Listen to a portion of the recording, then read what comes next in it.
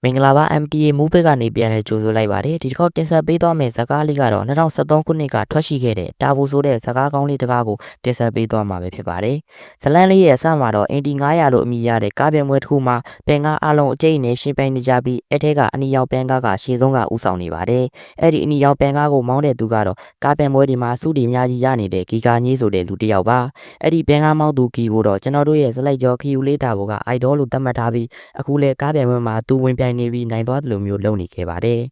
်ပြီးတော့တာဘိုကဂီးရဲ့အင်တာဗျူးဖြေတဲ့ပုံစံကိုလည်းလိုက်အတူခိုးနေခဲ့ပြီးအဲ့ချိန်သူ့ကိုချက်ရောက်လာပြီးညက်နေပြီမလို့အိတ်တော့လေးဆိုပြီးလာပြောပါတယ်တာဘိုကတော့သူ့ကိုစကားကိုနားမထောင်မဲ့အယူသာဆက်ထားနေပါတယ်တီဗီတဲကဂီးကိုတည်င်းတော့ကဂီးခမရဒီလိုနေရာထိရောက်ဖို့ကိုအရင်ကစိတ်ကူးအိမ်မက်မက်ခဲ့ဘူးလားဆိုပြီးမေးတော့ဂီးကသူ့ဖေပြောခဲ့တဲ့စကားလိုပဲဘယ်စိတ်ကူးအိမ်မက်မှကြီးလွန်းနေဆိုတာမရှိဘူးဘယ်စိတ်ကူးရင်သမားကမှလည်းတင်းနှုတ်တယ်ဆိုတာမရှိဘူးဆိုပြီးပြန်ပြေးလိုက်ပါတယ်ဂီးရဲ့စကားကိုတော့ကြည်နေတဲ့တာဘိုလည်းသဘောကျသွားပါတယ်အဲ့နောက်တာဘိုတယောက်ပြန်ကားပြန်သလိုသူ့ဘာသူတယောက်တည်းပြိုင်နေခဲ့ပါတယ်ဒါမဲ့ခရူဆိုတော့နှေးပါတယ်မနက်မှာတော့ခရူတွေအားလုံးရဲ့အလုပ်ချင်းဖြစ်တာကြောင့်တာဘိုတို့ညီကိုပါဝင်ခရူတွေအားလုံးထွက်လာပါတယ်တာဘိုကတော့အလုပ်ချင်းလဲပင်ကားမောင်းတာကိုပဲစိတ်ထဲဆွဲနေတော့သူ့ကိုချက်ကမင်းအလုပ်ကိုတတိလေးပါလေးကဲဆိုပြီးပြောနေပါတယ်ခရူတွေရဲ့အလုပ်ကတော့ခရမ်းညင်တီတွေကိုခူးတာဖြစ်ပြီးတာဘိုကတော့အမက်လွန်နေတဲ့ခရမ်းညင်တီတွေကြာလာတာကိုထင်ပေးရပါတယ်ဒါမဲ့သူဘလို့ထင်းနေခရမ်းညင်တီတွေကပေါက်ထွက်ပြီးသူ့ကိုယ်ပေါ်ပဲကြာနေပါတယ်အဲ့လိုအလုပ်လုပ်နေတော့ပိုးထလာပြီးခရမ်းညင်တီတစ်လုံးနဲ့ကားမောင်းပြန်လို့ပြန်နေပါတယ်ဒါကိုကြည့်နေကြတဲ့အခြားခရီးတွေကလည်းတာဖို့ဆိုပြီးအားပေးသလိုလိုနဲ့ဝိုင်းထောင်နေကြပါတယ်ခရီးခေါင်းဆောင်ကလည်းမင်းကြီးကိုမင်းမထိန်ရင်ငါပြောရလိမ့်မယ်ဆိုပြီးချက်ကိုပြောနေပါတယ်နေ့လည်စာစားချိန်မှာတော့ချက်ကတာဖို့ကိုမင်းလုံနေတာတွေရက်တန်းကရက်လိုက်ရင်ကောင်းမယ်အခုမင်းလုံပုံကအခြားသူတွေလောင်ကျင်စရာဖြစ်နေပြီပြီးတော့ငါတို့ကအနှေးကောင်နေမလို့အမြန်ဆိုတဲ့အရာကိုမင်းစိတ်ကူးတောင်မရင်တင်ဘူးဆိုပြီးပြောနေပါတယ်တာဖို့ကတော့သူ့ကိုပြောတာကိုလက်မခံချင်ခဲ့ပါဘူးအဲ့နောက်ညဘက်မှာတော့တာဘူတယောက်ဂီးကျင်ညာထုတ်ထားတဲ့ချိုးရည်ကိုတောက်ပြီးဂီးရဲ့အင်တာဗျူးကိုကြည့်နေရင်ဇန်ဝင်သွားပြီးချိုးရည်ဘူးမှောက်ကျသွားတာကြောင့်ရှော့ဖြစ်ပြီးတီဗီပြတ်သွားပါတော့တယ်။အလုံးမှာတော့အကိုချက်ကတီဗီပြတ်သွားတာကိုဝမ်းသာနေခဲ့ပြီးတာဘူကတော့မရှင်မပြဖြစ်နေပါတယ်။အဲ့ချိန်ခရမ်းရည်တီတလုံးကကြွေးကြလာပြီးသူတို့ရဲ့ဥယျာဉ်တဲကနေခြံထဲကိုကျသွားပါတယ်။ခြံထဲမှာတော့မျက်ရည်တမရှိနေတာကြောင့်အနည်းငယ်များလို့ကျသွားတဲ့ခရမ်းရည်တီကိုသွားမြူတော့ဘူးခ ्यू တွေအလုံးကလက်လျှော့လိုက်ပြင်မယ်။တာဘူကတော့သွားယူဖို့ဆုံးဖြတ်ချက်ချလိုက်ပါတယ်။အဲ့နောက်တာဘိုတယောက်သူ့ကိုယ်သူပန်ကားတစည်းလိုတတ်မှတ်ပြီးမျက်ရည်ဆက်နဲ့ပြန်ပြီးခရမ်းကျင်သည့်ရှိတာကိုသွားနေပါတယ်။ဒါမဲ့မျက်ရည်ဆက်ကအနာကိုရောက်လာပြီးသူ့ကိုပါတက်ကြိတ်တော့မယ်ဆဲဆဲမှာတော့သူ့ကိုချက်ကရေနဲ့ဖျန်းလိုက်တာကြောင့်မသေးပဲလွတ်သွားပါတယ်။ချက်ကမင်းဘာတွေတွေးနေတာလဲတာဘိုယူနေတာလားဆိုပြီးမှန်မဲ့တော့တာဘိုလည်းဝမ်းနေပြီးထွက်သွားခဲ့ပါတယ်။တာဘိုလည်းဝမ်းနေပြီးရောက်တဲ့ရရရှောက်သွားနေချိန်ကားလမ်းမဘေးကိုရောက်သွားပြီးသူ့ဘေးနားကနေကုန်ကားတစည်းကဖြတ်သွားတော့ကုန်ကားရဲ့အရှိန်နဲ့လွတ်ထွက်သွားပြီးပန်ကားတစည်းပေါ်ကိုရောက်သွားပါတယ်။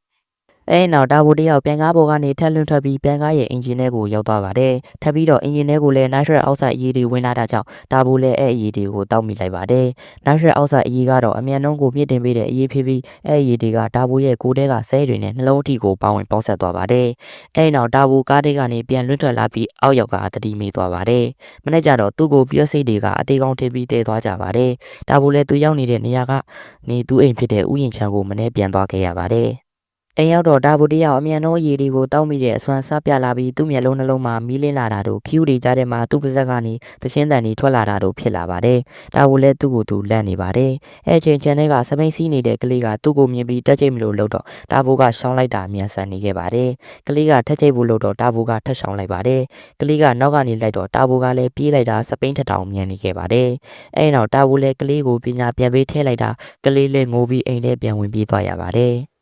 ဒါမဲ့ကလေးရဲ့စပိန်ကအရှိန်နဲ့ဥယျာဉ်တဲကိုဝင်လာတော့ဥယျာဉ်တစ်ခုလုံးစုပ်ပြတ်တက်သွားပါတယ်။ဒါကိုခ ्यू စော်ကောင်းဆောင်ကဒေါသထွက်သွားပြီးတာဘူတို့ညီကိုနှစ်ယောက်ကိုအလုတ်ဖြုတ်လိုက်ပါတယ်။ချက်ကလည်းတာဘူကိုဒေါသဖြစ်နေပါတယ်။အရင်ကြီးကန်းတကောင်ရောက်လာပြီးချက်ကိုဝင်ဆွဲသွားပါတယ်။တာဘူလည်းသူ့ရဲ့မြန်ဆန်သွားမှုကိုအသုံးချပြီးချက်နောက်ကိုလိုက်ရင်ကြီးကန်းတွေကိုဆော့ဘလော့တီးလိုက်ပါတယ်။ချက်ကတော့ကြောက်နေသေးပါပဲ။အရင်လူတစ်ယောက်ရောက်လာပြီးတာဘူတို့နှစ်ယောက်ကိုဖမ်းခေါ်သွားပါတယ်။အဲ့လူကတော့တာကိုဆိုင်ပိုင်ရှိဖြစ်ပြီးနာမည်ကတော့တီတိုပါတီတိုတာဘူတို့ကိုဖမ်းလိုက်ရတဲ့အကြောင်းရင်းကသူ့ဘော်ဒါတွေရဲ့ခ ्यू တွေနဲ့ပြန်ခိုင်းမလို့ပဲဖြစ်ပြီးခ ्यू တွေကအခွန်အလန်းစားတွေနဲ့လမ်းနေပါတယ်လုံးနဲ့ပြန်ပွဲစားတော့ခ ्यू တွေကအတန်နေတာကျဲနေတာသွားတာတော့နှေးပါတယ်တာဘူကတော့ရက်နေပြီးချက်ကတော့ငိုပြီးနောက်ပြန်သွားနေတာကြောင့်တီတိုရဲ့ဘော်ဒါအဖွားကြီးကနေကောက်လာတဲ့ခ ्यू တွေကအသေးသေးလားလို့ပြောပြီးစနေပါတယ်ဒါကိုသဘောပေါက်သွားတဲ့တာဘူကတီတိုကိုအချက်ပြလိုက်ပြီးသူ့အစွမ်းကိုထုတ်ပြီးတော့သွားလိုက်ကတစ်စက္ကန့်အတွင်းပန်းဝင်သွားပါတယ် အဲ့နောက်အချိန်လွန်သွားလို့ကွေးပတ်မောင်းကအချိန်တက်လိုက်ပါတယ်။အခြားကီယိုလေးလည်းအံ့ဩနေခဲ့ပြီးတီတိုကလည်းအံ့ဩသွားခဲ့ပြီးမင်းဘက်တကခန်းကထွက်လာတာလည်းတော့မသိပေမဲ့မင်းကအရင်မိုက်တဲ့ကီယိုလေးပဲဆိုပြီးဒါဖို့ကိုပြောနေပါတယ်။အဲ့ချိန်သူ့ကိုဖြစ်သူအန်ဂျယ်လိုရောက်လာပြီးတီတိုကိုအလုံးမလုံးပဲအချိန်ရှိတိုင်းကီယိုတွေပဲပြိုင်နေလို့မန်မဲနေပါတယ်။တီတိုကတော့ဒါဖို့ကိုချစ်သွားပြီးအိတ်ဖို့နေရကြကြနာနာပါလုပ်ပေးပါတယ်။အဲ့နောက်ခုနကပြန်ပွဲခီယူတွေထက်ရောက်လာပြီးဒါဘိုကိုမိတ်ဆက်ပါတယ်ပြီးတော့ထပ်ပြန်ကြမလားလို့အမဲခီယူကကန့်လန့်တော့ဒါဘိုကလည်းလက်ခံလိုက်ပါတယ်အဲ့နောက်ဆိုင်းဘုတ်ကကျဲရဲ့အပေါ်ကိုအရင်သွားနိုင်တဲ့သူကအနိုင်လို့ပြောပြီးအမဲကီယူအုပ်စုကသူတို့နီးသူတို့ဟန်နဲ့သွားကြပါတယ်တာဘိုကလည်းမြန်ပေမဲ့ဒီနေရာမှာတော့ရှုံးသွားပါတယ်တာဘိုလည်းမတန်ပေမဲ့စွမ်းနဲ့အမဲကောင်အုပ်စုကိုကြည့်ပြီးသဘောကျသွားပါတယ်တီတိုတို့ညီကိုရဲ့တာကိုဆိုင်လေးကစားသုံးသူမရှိတဲ့လောက်ကိုအယောင်ပါပြီးတီတိုတို့ဘော်ဒါတွေရဲ့ဆိုင်တီကလည်း customer တွေမရှိတာကြောင့်တီတိုလည်းစိတ်သက်ကြနေခဲ့ပါတယ်အဲ့ချိန်ဘေးမှာကီးရဲ့ပင်ပွဲကြုံညာလာတော့တာဘိုကသူအင်ဒီ900ပင်ပွဲကိုဝင်ပြမဲဆိုပြီးအချက်ပြလိုက်ပါတယ်တီတိုလည်းသဘောပေါက်သွားခဲ့ပြီးတာဘိုကိုအင်ဒီ900ပြန်မှဝင်ပြန်ခန်းကျင်တဲ့အကြောင်းသူ့ကိုအန်ဂျယ်လိုကိုတွားပြောပါတယ်။အန်ဂျယ်လိုကတော့လက်မခံမဲမဖြစ်နိုင်ကြောင်းနဲ့ခီယူတကောင်အတွက်မယူမိုက်ပါနဲ့ဆိုပြီးပြောနေပါတယ်။တာဘိုရဲ့အကိုချက်ကလည်းအန်ဂျယ်လိုနီးတူမဖြစ်နိုင်ကြောင်းသူ့ညီကိုပြောနေပါတယ်။ဒါမဲ့တာဘိုနဲ့တီတိုကတော့လက်မလျှော့ပဲတီတိုကပြန်ပွဲဝင်ဖို့ဝင်ကြွေးရအောင်သူရှာမှာပါဆိုပြီးတာဘိုကိုပြောနေပါတယ်။အဲ့နောက်မနက်မှာတော့တီတိုကသူ့ဘော်ဒါဒီကိုအကြောင်းစုံပြောပြပြီးသူတို့ကိုဘသူစပွန်ဆာပေးခြင်းလဲဆိုပြီးမေးတော့ရောင်းဝယ်ဒီအဆင်မပြေလို့ဘသူကမှမပေးနိုင်ပါဘူး။အဲ့ဒါကြောင့်တာဘိုးကိုကူညီဖို့အမဲကောင်အုပ်စုကသူ့အဖွဲသားတွေနဲ့ပေါင်းကျန်လိုက်ပြီးခီးတဲ့ဒီပါလာတဲ့ဘတ်စကားကြီးကိုဘိန်းဖောက်ပြီးသူတို့ဆိုင်ရှိရောက်လာအောင်လုပ်လိုက်ပါတယ်ဒီတော့မှဘတ်စကားဘော်ကခီးတဲ့တွေကလည်း1000နာရင်တာဘိုးကသူ့ဆွမ်းကိုကစတမာတွေကိုပြပြီးဒီတို့ဆိုင်ကတာကိုမုတ်တွေကိုခီးတဲ့တွေကအားပေးခဲ့ကြပါတယ်အဲ့နောက်ကားဘိန်းတွေကိုပြန်ပြင်ပြီးတော့ခီးတဲ့တွေလည်းပြန်သွားပါတယ်တာဘိုးတို့အုပ်စုကြောင့်တာကိုတွေအများကြီးရောင်းလိုက်ရပြီးငွေတွေရသွားလို့ဒီတို့ကသူတို့ကိုဝင်ကြေးထုတ်ပေးဖို့သူ့ကိုအန်ဂျယ်လိုကိုပြောပြင်မယ်အန်ဂျယ်လိုကတော့ထုတ်မပေးခဲ့ပါဘူ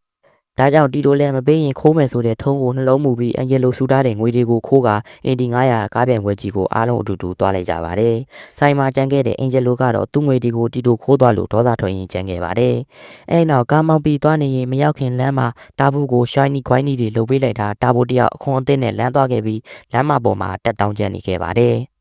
သူနဲ့မနေ့ကျတော့ချက်ကမင်းတကယ်ကြီးလုံနေတာပဲတာဖို့တကယ်လို့မနေ့ပြန်ရောက်ရင်မင်းအစွမ်းနေမရှိတော့ရင်ရောဘယ်လိုလုပ်မလဲဆိုပြီးမေးတော့တာဖို့ကဒါဆိုလဲဒီနေ့အကောင်းဆုံးလှုပ်သွားရမှာပေါ့လို့ပြတ်ပြေးနေချိန်မှာပဲအင်ဒီ900တဲမွေးနေရာကိုရောက်သွားကြပါတယ်အဲ့နောက်ဒီတို့ကပင်ပွဲဝင်ခွင့်ရဖို့တွားပြောတော့သူ့ကိုငကြောင်းထင်းပြီးနှိထုတ်ကြပါတယ်။အဲ့နေရာကိုလည်းဂီကရောက်လာတော့ဒီတို့ကတားဖို့ကိုအင်ဒီ900ပင်ပွဲမှာဝင်ပြမဲ့သူဆိုပြီးမိတ်ဆက်လိုက်ပါတယ်။ဂီပါဝင်ချသူတွေကတော့ဒီတို့ကိုယူနေတယ်လို့ထင်နေပါပြီ။အဲ့ချိန်တားဖို့ကလမ်းမပေါ်တက်ပြီးအမြန်ဆုံးအချိန်နဲ့မောင်းချသွားပါတော့တယ်။အမြန်ဆုံးအချိန်နဲ့မောင်းနေတဲ့တားဖို့ကိုလည်းကလေးတယောက်ကဖုန်းနဲ့ဗီဒီယိုရိုက်ထားလိုက်ပါတယ်။အဲ့နောက်တားဖို့လည်းပင်ကားနီးနီးအချိန်နဲ့ပန်းဝင်သွားပါတယ်။တားဖို့ပန်းဝင်သွားတဲ့အချိန်ကပင်ပွဲအတွက်သတ်မှတ်ထားတဲ့အချိန်ထက်တောင်ကျော်သွားခဲ့ပြီးတားဖို့လည်းနာမည်စကြည့်လာပါတယ်ခုနကဗီဒီယိုရိုက်ခဲ့တဲ့ကလေးကလည်းသူရိုက်ထားတဲ့တာဘိုရဲ့ဗီဒီယိုကိုအင်တာနက်ပေါ်တင်လိုက်တာတာဘိုတယောက်ချက်ချင်းနာမည်ကြီးပြီးဆယ်လီဒီပါတီဖြစ်သွားပါတယ်။ဒါကိုလည်းအင်ဒီ900ပြန်ပွဲရဲ့ CEO ကတွေးသွားခဲ့ပြီးတာဘိုဖြစ်ခြင်းနဲ့အိမ်မက်အတိုင်းတာဘိုကိုအင်ဒီ900ပြန်ပွဲမှာပြန်ခွင့်ပြုလိုက်ပါတော့တယ်။တာဘိုနဲ့ဒီတိုတို့အားလုံးလည်းဝမ်းသာပျော်ရွှင်သွားကြပါတယ်။ပြန်ပွဲနေမရောက်ခင်ညမှာတော့တာဘိုတယောက်ဂီးရဲ့ကားကြီးနဲ့စူဖလားတွေကိုတွားကြည့်နေချိန်ဂီရောက်လာပါတယ်။ဂီကသူ့ကိုစကားတွေပြောနေခဲ့ပြီးသူ့အိုက်ဒေါ်လို့သတ်မှတ်ထားတဲ့ဂီကတကယ်တော့အတွင်းစိတ်ပုတ်နေတဲ့သူဖြစ်နေမှန်းတာဘိုသိရှိလိုက်ရပါတယ်။အဲနောက်ပြန်ပွဲနီကိုရောက်လာခဲ့ပြီးပြန်ကားတွေနဲ့အတူတာဘိုလည်းအသိနေရယူနေပါတယ်။ဒီတို့ကတော့မင်းကောင်းဆုံးလုံးနိုင်မှာပါ။ငါယုံကြည်တယ်ဆိုပြီးတာဘိုကိုအားပေးနေပါတယ်။လုံးနဲ့ပြန်ပွဲစားတော့ကားတွေနဲ့အတူတာဘိုလည်းတွားနေခဲ့ပြီးသူ့ကိုချက်ကတော့သူ့ညီကားချိတ်ခံရမှာကိုစိုးရင်ပြီးမကြည့်ရဖြစ်နေပါတယ်။တာဘိုလည်းအခုမှပြန်ပွဲဝင်ပူတာမလို့စိတ်လှုပ်ရှားနေခဲ့ပြီးမောင်းတာတစ်ပတ်ပြေးတာတော့စိတ်နဲ့ကိုယ်နဲ့မကပ်ဖြစ်နေပါတယ်။ဒီတို့ကလည်းဘာလို့ဘာခံရမှန်းမသိဖြစ်နေတာကြောင့်အမေကအုပ်စုကဝင်လာပြီးသူတို့နီးသူတို့ဟန်နဲ့တာဘိုကိုအဆင်ပြေအောင်လုပ်ပေးလိုက်ပါတယ်။